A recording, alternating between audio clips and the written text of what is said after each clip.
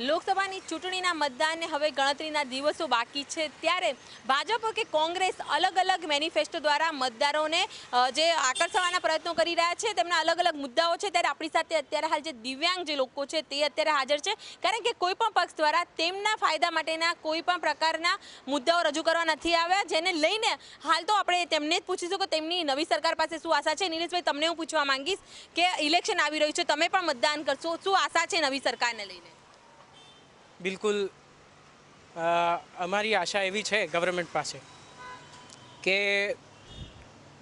અમારી જે શાળાઓ છે, શાળાઓની અંદર શિક્ષણ છે, શિક્ષણમાં વ્યાપારીકરણ બંધ થઈ અને વહીવટીકરણ શરૂ થાય, તેમજ જે વિષયોની અત્યારે ભરતી નથી તે વિષયોની ભરતીઓ થાય, જેમાં ખાસ કરીને લલિત કળાઓ છે, તેમજ ખાસ કરીને સંગીત વિષય જે છે એ અમારા પ્રજ્ઞાચક્ષુ મિત્રોનો સર્વાંગીણી વિકાસનો એક વિષય છે।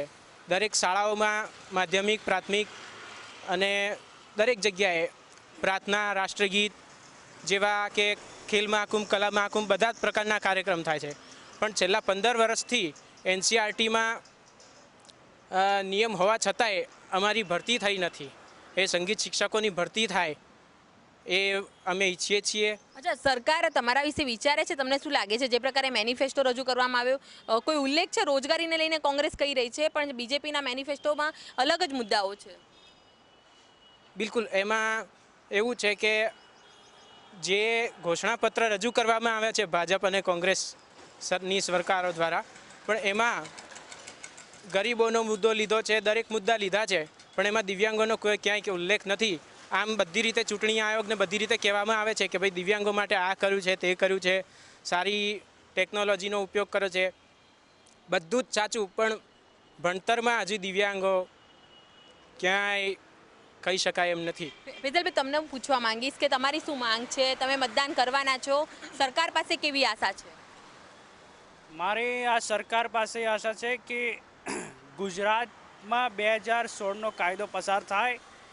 ગુજરાતમાં જે બીજા સ્ટેટ્સમાં રિક્રુટમેન્ટ થાય છે એ રીતે રિક્રુટમેન્ટ થતી નથી।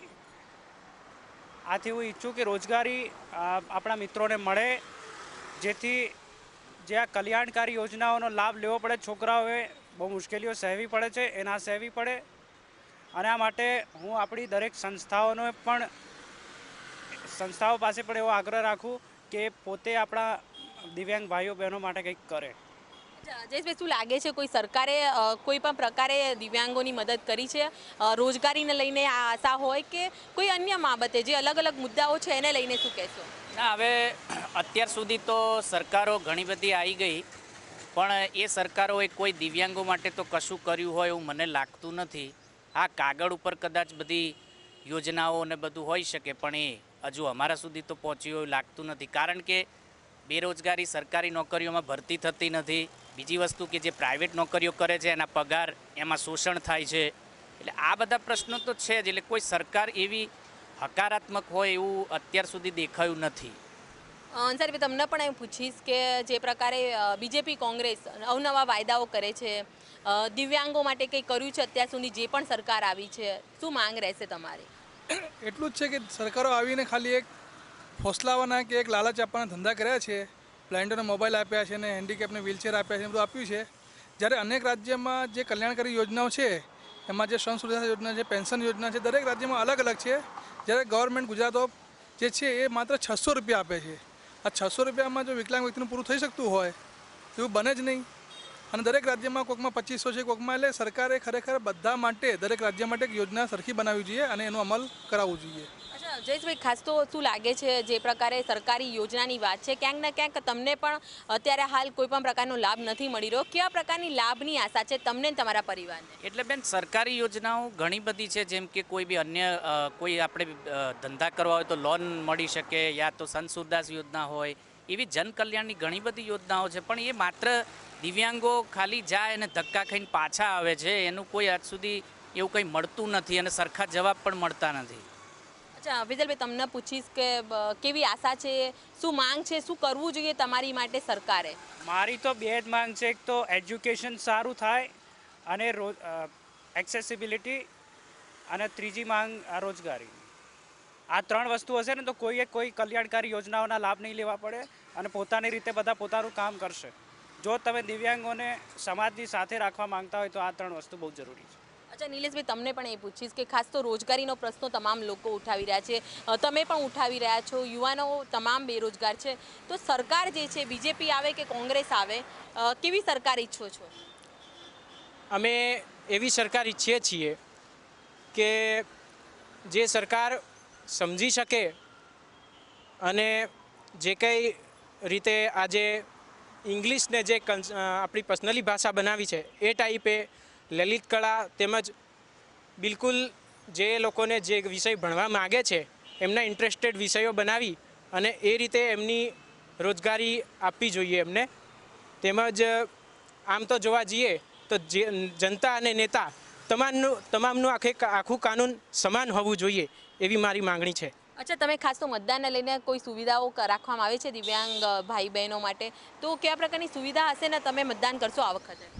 જી, એમાં એવું છે કે મતદાન માટે જ્યારે અમે ઈવીએમ મશીન પર જઈએ છીએ ત્યાં આગળ અમને એક બ્રેલ લિપિમાં પ્રિન્ટ આપવામાં આવે છે.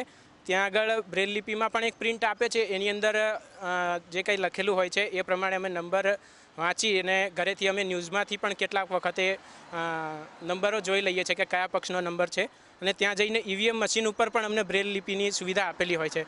એ પ્રકારે અમે મતદાન કરીએ છીએ એના પર બટન દબાવીને. ફેઝલભાઈ, તમે આ વખતે મતદાન કરશો? હા, કેમ નહીં, ચોક્કસ. તમે શું આશા સાથે અંસારીભાઈ મતદાન કરશો? બસ જે સરકાર આ કામ કરી છે ને અમારા જે બધી માંગો છે, એક તો દિવ્યાંગ આવક બનાવવું જોઈએ, દિવ્યાંગ નિગમની રચના કરવી જોઈએ, આ બધા પ્રશ્નો અમારા હલ થાય એવા આશાથી અમે મતદાન કરીશું. તમે પણ જઈશો?